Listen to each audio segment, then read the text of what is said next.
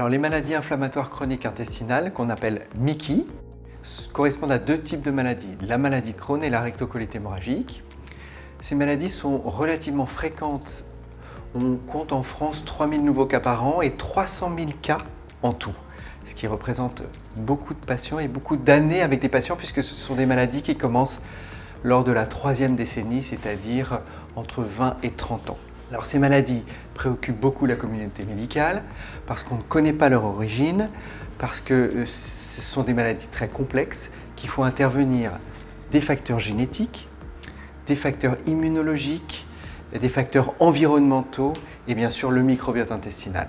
Donc si on entre un petit peu dans les détails des causes, ce ne sont pas des maladies monogéniques avec un seul gène muté comme la myopathie de Duchenne ou la mucoviscidose. Ce sont des maladies d'un terrain génétique avec des modifications, des anomalies de plusieurs gènes qui définissent un terrain qui va rencontrer des facteurs d'environnement, pour l'instant qui ne sont pas tous bien déterminés, mais on sait que le tabac, la prise d'antibiotiques, peut-être l'ensoleillement, l'appendicectomie et d'autres facteurs sont associés à ces maladies et participent à la survenue de cette maladie.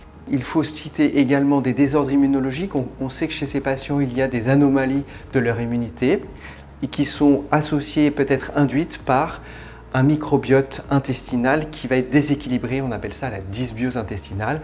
Et sur ce sujet, on travaille énormément pour essayer justement de rééquilibrer l'immunologie et la réponse immunitaire en modulant le microbiote. Alors il y a plusieurs phases de la maladie. Une phase préclinique, avant même que les symptômes ne surviennent, et on n'arrive pas trop à dépister cette forme-là. Si on y arrivait, ce serait formidable parce qu'on pourrait prévenir l'arrivée de cette maladie. Ensuite, il y a le début de la maladie avec les premiers symptômes. Ça peut ressembler à une gastroentérite et parfois on met un peu de temps à faire le diagnostic, notamment pour les atteintes de l'intestin grêle et notamment la maladie de Crohn. Et puis ensuite, il y a toute la prise en charge au long cours d'une maladie chronique qui préoccupe bien sûr les patients, qui préoccupe bien sûr les malades qui sont jeunes et qui ont plusieurs phases de vie, évidemment professionnelle, personnelle, de développement. Actuellement, la prise en charge repose plutôt sur le contrôle de l'immunité par des traitements immunosuppresseurs. Donc on bloque les réponses immunitaires, ce qui va bloquer les lésions. Évidemment, bloquer les réponses immunitaires, ça expose les patients à une diminution des défenses et donc à des infections, à d'autres complications qui pourraient survenir. Et donc, il faut qu'on trouve des stratégies alternatives à ce traitement.